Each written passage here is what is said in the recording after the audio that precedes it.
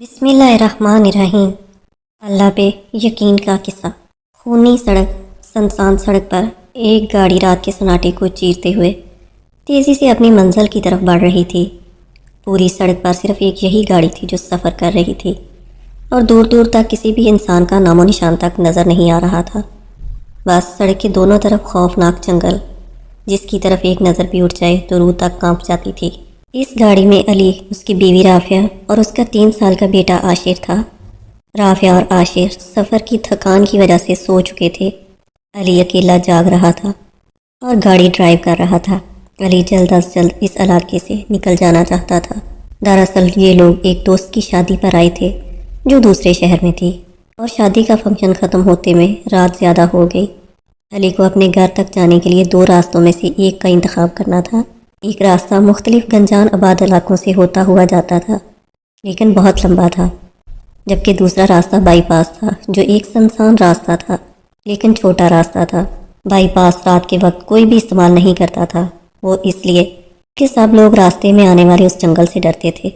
दरअसल इस बाईपास को खूनी सड़क का नाम से भी जाना जाता था, वो इसलिए क्योंकि इस सड़क पर जो भी गाड़ी रात के वक्त गई वो अपनी मंजिल पर ना पहुंच सकी, बल्कि इस गाड़ी का इतना बुरा हादसा हुआ कि उसमें सवार तमाम लोगों की जान चली जाती थी। अली को इन तमाम बातों का इल्म नहीं था, लेकिन अली को सड़क पर अपनी गाड़ी मोड़ने के थोड़ी देर बाद ही एहसास हो गया था कि वो कोई गलती कर बैठा है, क्योंकि उसको थोड़ी देर ही हुई थी इस सड़क पर उसे ऐसा महसूस होने लगा था कि जंगल में से कोई है जो उस पर नज़र रखे हुए है।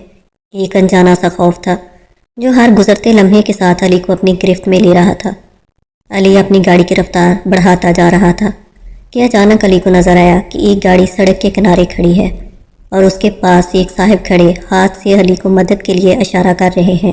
अली को देखकर हैरत तो हुई कि इतनी रात को यहाँ जंगल में एक गाड़ी क्यों खड़ी है, लेकिन फिर इंसानियत के नाते अली ने गाड़ी रोक दी कि शायद कोई मुश्किल में ना हो। गाड़ी रुकते ही वो साहब तेज़ी से अली की गाड़ी की तरफ आए और अली से मदद की दरख्वास्त करने लगे। वो इंसान शक्ल से काफ़ी पढ़ा लिखा और अच्छे घराने से ताल्लुक़ रखने वाला लगता था। अली ने उस साहब से कहा कि आप इतनी रात को यहाँ कैसे और क्या हुआ। उसने अपना तारुफ करवाते हुए कहा कि मैं उमर हूँ और भाई मेरी गाड़ी ख़राब हो गई है और मेरे साथ मेरी फैमिली है, आप बराए करम हमें इस जंगल से निकलने में मदद करें। अब पहली बार अली ने उसकी गाड़ी में झांका तो उसमें गालबन उनकी बेगम मौजूद थी। अब तक राफिया भी जाग चुकी थी और सारी बातें सुन रही थी। वो भी अली की तरह काफ़ी नेक और रहमदिल इंसान थी। उसने अली को कहा कि हमें इनकी मदद कर देनी चाहिए, वरना इस जंगल में बेचारों की मदद को कौन आएगा। अली ने सोचा कि वाकई ऐसी खौफनाक जगह पर गाड़ी का ख़राब होना बिल्कुल भी ठीक नहीं। अली ने अपनी गाड़ी सड़क के दूसरे किनारे खड़ी की और उतरकर इन भाई साहब की गाड़ी को चेक करने लगे, मगर काफ़ी देर चेक करने के बाद भी समझ में नहीं आया गाड़ी में क्या ख़राबी है और गाड़ी की कंडीशन ऐसी थी कि स्टार्ट नहीं हो रही थी। फैसला ये हुआ कि गाड़ी को लॉक करके छोड़ दिया जाए और उमर और उसकी बेगम नबीला को ये लोग अपनी गाड़ी में लिफ्ट दे दें। राफिया अगली सीट से उतरकर आशर के पास बैठ गई और नबीला भी राफिया के साथ पिछली सीट पर बैठ गई। अली ने सफ़र की दुआ पढ़ी और गाड़ी स्टार्ट करके चल पड़ा। एक चीज़ जो अली और राफिया ने पहले नोट नहीं की थी वो ये कि दोनों मियाँ बीवी सफ़ेद रंग के कपड़ों में थे। उमर ने बहुत ही उम्दा क्वालिटी का सफ़ेद सूट पहन रखा था और नबीला ने भी नहायत नफीस सफ़ेद शलवार कमीज़ का सूट पहन रखा था। ये दोनों मियाँ बीवी बहुत ही कम गो थे। उनसे कोई बात करो तो जवाब देते थे, नहीं तो बिल्कुल खामोश बैठे रहते, सिर्फ सड़क पर नजरें गाड़े बैठे थे। ये बात थोड़ी अजीब तो लग रही थी, लेकिन अली और राफिया ने इस पर ज़्यादा नहीं सोचा। लेकिन एक बात जो इन दोनों ने महसूस की थी कि जब से वो दोनों गाड़ी में आकर बैठे थे, गाड़ी में एक अलग तरह की खुशबू फैल गई थी जो आज से पहले उन लोगों ने नहीं सूंघी थी। आशिर अभी तक पुरसकून नींद सो रहा था। सफ़र फिर जारी हुआ और अब अली को वो खौफ जो उससे पहले महसूस हो रहा था कि जंगल से कोई उन पर नज़र रखे हुए है, वो अब महसूस नहीं हो रहा था। लेकिन ये ज़रूर लग रहा था कि कोई उसकी गाड़ी में ही बैठा उसको देख रहा है, मगर कौन, क्योंकि गाड़ी में तो इन 5 के सिवा और कोई मौजूद नहीं था। अभी इन लोगों ने सफ़र दोबारा शुरू किए ज़्यादा देर नहीं हुई थी कि मौसम ख़राब हो गया। शदीद आंधी आ गई और आसमान पर बहुत तेज़ गरज चमक होना शुरू हो गई। अली और राफी इस अचानक आने वाले तूफान से काफ़ी घबरा गए, लेकिन उमर और नबीला हैरत अंगेज़ तौर पर अब भी बिल्कुल खामोश बैठे थे और उनको चेहरों पर अब भी घबराहट का बिल्कुल भी कोई अक्स नज़र नहीं आ रहा था। अली हैरान था कि ऐसे हालात में भी कोई इतने पुरसकून कैसे बैठ सकता है। अली ने ज़िद होकर उमर से सवाल कर डाला क्या आपको डर नहीं लग रहा؟ उमर ने खाली खाली नज़रों से अली की जानब देखा और बोला, डर? कैसा डर? उसकी आवाज़ में कुछ ऐसा था कि अली को जवाब सुनकर झुरझुरी सी आ गई। उसने मज़ीद कोई बात करना मुनासिब नहीं समझा। अली को इस बात की भी परेशानी थी कि इस आंधी की वजह से कोई दरख्त उनकी गाड़ी पर ना गिर जाए, क्योंकि तमाम दरख्त आंधी की वजह से झूम रहे थे। एक तो खौफनाक जंगल, ऊपर से ये तूफान उसको और भी हैबतनाक बना डाला था। अभी अली ये सोच ही रहा था कि अचानक एक बहुत बड़ा दरख्त गाड़ी के कुछ फासले पर आ गिरा, और अल्लाह ताला का करम ये हुआ कि अली ने बर वक्त ब्रेक लगा दी और गाड़ी बिल्कुल दरख्त के पास जाकर रुक गई। इस अचानक होने वाले वाक़या से गाड़ी को शदीद झटका लगा और आशर भी उठ गया और राफिया की भी चीखें निकल गई। लेकिन उससे भी हैरत अंगेज़ बात यह थी कि उमर और नबीला बिल्कुल सपाट चेहरा बनाए बिल्कुल खामोश बैठे थे। उनको जैसे फ़र्क ही नहीं पड़ा था। अली और राफा को अब मामला कुछ गड़बड़ लगने लगा था। उसका समझ नहीं आ रही थी क्या हो रहा है। इस तरह अचानक तूफान का आना, दरख्त का गिरना और उमर और नबीला का इस तरह पुरसकून रहना, आखिर ये सब क्या है? लेकिन अली को अब ज़्यादा फिक्र इस बात की थी कि यहाँ से आगे रवाना कैसे हूँ, क्योंकि रास्ते में तो दरख्त गिर चुका था और आगे जाने का रास्ता बिल्कुल बंद हो गया था। अली ने सोचा, ऐसा करता हूँ, वापस गाड़ी मोड़ता हूँ और इस रास्ते की बजाय दूसरा लंबा रास्ता ही चुन लेता हूँ, क्योंकि इसके सिवा और कोई चारा नहीं था। ये सोचकर अली ने गाड़ी में मौजूदा तमाम अफराद से इस बारे में जिक्र किया और अली के इस फैसले से सब राज़ी थे। अली ने अभी रिवर्स लगाया ही था, अचानक एक बड़ा दरख्त उनकी गाड़ी के पीछे भी आ गिरा। अब हालात काफ़ी ज़्यादा ख़राब हो चुके थे, क्योंकि अब ये लोग इस भयानक जंगल में बिल्कुल फंस चुके थे। ना तो आगे जा सकते थे, ना ही पीछे। ऐसा लग रहा था कि कोई उनकी बातें सुन रहा है और वो नहीं चाहता कि ये लोग इस जगह से निकल पाएँ। इस अचानक आने वाली मुसीबत से अली और राफिया सटपटा कर रह गए। आशर अभी तक सो रहा था। अब पहली मरतबा उमर ने बात शुरू की और कहने लगा, अब हम इन हालात में यहाँ नहीं रह सकते, यह इलाका ठीक नहीं है, ऊपर से ऐसा मौसम। अली ने परेशानी में झल्ला कर जवाब दिया, तो क्या करूँ, कैसे कोशिश करूँ? ये दरख्त देख रहे हैं दोनों तरफ, ना हम में इतनी ताकत है इनको 1 इंच भी हिला सकें, और ना ही गाड़ी में कोई ऐसा बटन है कि हेलीकॉप्टर बनकर उड़ सके। क्या करूँ, जंगल में घुसा दूँ गाड़ी? अली ने तो झल्ला कर ये जवाब दिया था, लेकिन उमर ने अली को कहा, हाँ बिल्कुल दुरुस्त, हमें गाड़ी जंगल के अंदर से लेकर जानी होगी। मैं यहाँ पर पहले भी आ चुका हूँ और यहाँ जंगल के अंदर से एक कच्चा ट्रैक जाता है जो कि आगे वापस इसी सड़क पर आ मिलता है, और हम खुशकिस्मती से जिस जगह खड़े हैं वो बिल्कुल ट्रैक के सामने है। ये कहकर उमर ने अली को रास्ता दिखाया जो उनके बाएं जाना मौजूद था। रास्ता कच्चा था और दरख्तों के दरमियान अंदर की तरफ जा रहा था, लेकिन इतना चौड़ा था कि गाड़ी गुजर सके। अली ने थोड़ा सोचा, फिर राफिया की तरफ देखा ताकि उसके पास कोई तजवीज़ हो तो उस पर भी गौर कर सके।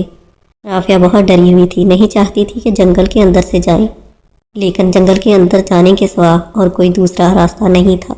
अली ने एक मरतबा फिर उमर की तरफ देखकर इस बात की तस्दीक करना चाहिए कि उसको यकीन है इस बात का, और उमर ने अली को दोबारा यकीन दहानी करवाई कि हमें कोशिश करनी होगी। अब नबीला भी बोली कि अगर हमने हिम्मत नहीं की तो क्या खबर, यहाँ खड़े रहने से क्या हो जाए। भला आखिर अली ने सफ़र की दुआ पड़ी और अल्लाह का नाम लेकर गाड़ी का रुख इस खौफनाक जंगल की तरफ मोड़ दिया। रास्ता इंतहाई दुश्वार गुजार था, लेकिन वो तूफ़ान जिस तरह अचानक आया था उसी तरह अचानक मद्दम भी पड़ गया। अब ये दुआओं का असर था या कोई चाहता था कि ये लोग जंगल के अंदर आएँ, और वो अपने मकसद में कामयाब हो गया था।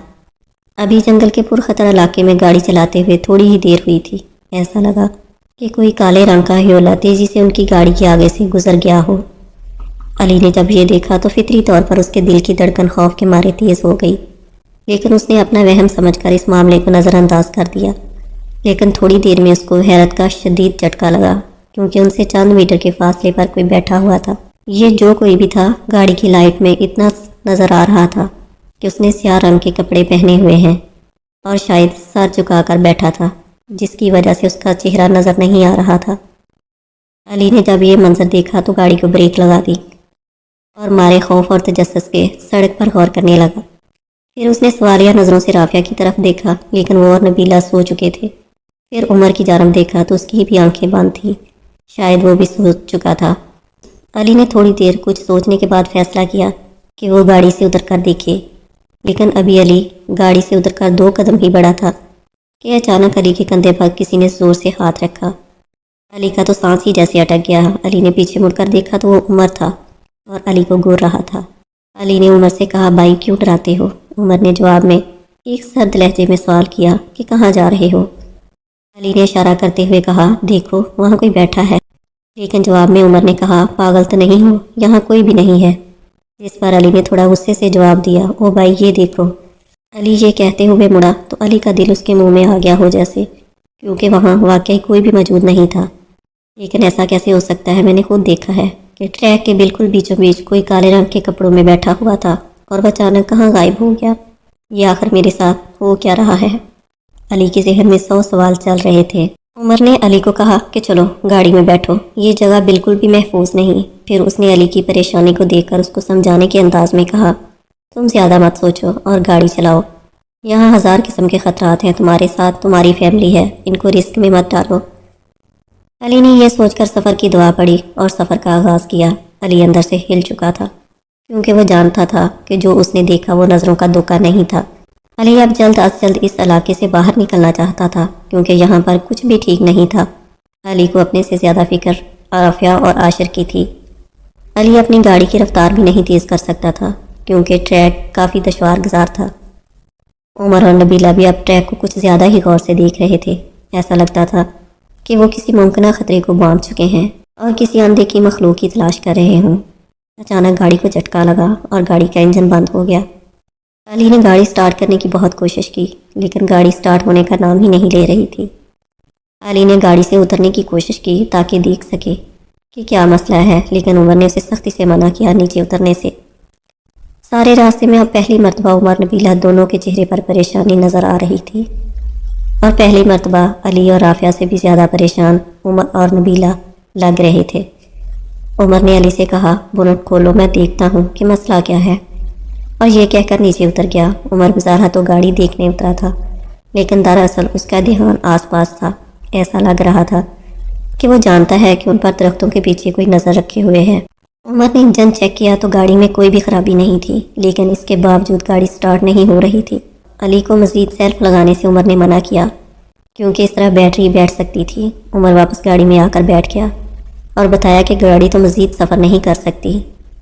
ابھی یہ لوگ اسی پریشانی میں مبتلا تھے کہ اچانک ان کو بہت قریب سے بھیڑیوں کے گھر آنے کی اور رونے کی آوازیں آنا شروع ہو گئیں۔ یہ سب بہت زیادہ پریشان ہو گئے اور پھر بہت جلد ان سے کچھ فاصلے پر درختوں کے پیچھے سے کافی ساری چمکتی ہوئی آنکھیں نظر آنے لگیں جو ان کو ہی گور رہی تھیں، اور آہستہ آہستہ ان آنکھوں کی تعداد میں اضافہ ہوتا جا رہا تھا۔ حالات کنٹرول سے باہر تھے۔ یہ پانچوں خراب گاڑی میں اس بھیانک جنگل کے ٹھیک درمیان بیڑیوں کے حصار میں پھنس چکے تھے، لیکن آگے جو ہونے والا تھا اس کا گمان بھی علی اور رافع کو نہیں تھا۔ وہ تمام بھیڑیے درختوں کے پیچھے ان کو گھور رہے تھے اور گھرا رہے تھے۔ ایسے لگ رہا تھا کہ جیسے کوئی اندیکھا حصار ہے جس نے علی کی گاڑی کو اب تک محفوظ رکھا ہوا ہے، اور یہ بھیڑیے اس وجہ سے ان کے پاس نہیں آ رہے۔ بھیڑیوں کی تعداد ہر گزرتے لمحے کے ساتھ بڑھتی جا رہی تھی، لیکن عجیب بات تو یہ تھی کہ وہ بھیڑیے جو تعداد میں کافی زیادہ تھے اور ان کے گاڑی کے چاروں اطراف سے ان کو گھیرے میں لیے رکھا تھا، لیکن اس کے باوجود اب تک کسی بھی بھیڑیے نے ٹریک پر قدم نہیں رکھا تھا۔ علی نے فکر مند ہوتے ہوئے ایک مرتبہ پھر گاڑی سٹارٹ کرنے کی کوشش کی، لیکن گاڑی سٹارٹ نہیں ہوئی۔ اسی دوران رافعہ خوف کے عالم میں چیخی۔ علی نے دیکھا کہ وہ بھیڑیے جو اب تک ٹریک پر قدم بھی نہیں رکھ رہے تھے اب وہ ان کی گاڑی سے چند میٹر کے فاصلے پر گاڑی کو اپنے گھیرے میں لے چکے ہیں اور ان لوگوں کو گور رہے ہیں۔ اور خون خشک کرنے والی بات تو یہ تھی کہ ان بھیڑیوں کی جسامت گھوڑے جتنی بڑی تھی اور ان کے نکیلے دانت ان کے منہ سے باہر نکلے ہوئے تھے اور آنکھیں سرخ رنگ کی تھیں جیسے آنکھوں میں صرف خون ہی خون ہو، اور یہ سب ان کی گاڑیوں کو گھورتے ہوئے گھرا رہے تھے۔ ایسا لگ رہا تھا ڈرانی فلم چل رہی ہے، لیکن بدقسمتی سے علی نہ تو کوئی ڈرانی فلم دیکھ رہا تھا اور نہ ہی کوئی خواب۔ جو بھی دیکھ رہا تھا کھلی آنکھوں سے دیکھ رہا تھا۔ ایک بات تو کلیئر ہو چکی تھی کہ جو بھی ہے یہ بھیڑیے کوئی نارمل جانور نہیں ہے بلکہ کوئی اور ہی مخلوق تھے جنہوں نے بھیڑیوں کی شکل لے رکھی تھی۔ ابھی یہ اسی بات کو ہضم کرنے کی کوشش کر رہے تھے کہ اچانک بھیڑیے ان کی گاڑی کے سامنے سے سائڈ پر ہٹنے لگے اور اچانک بلا کا سناٹا چھا گیا۔ بھیڑیوں کے گھرانے کی آوازیں بھی مکمل طور پر بند ہو گئیں، اور پھر ان لوگوں نے دیکھا اللہ تعالیٰ ہم سب کو ہر برے وقت سے بچائے، ہر بری بلا سے بچائے، سب کو اپنے حفظ و امان میں رکھے، آمین ثم آمین۔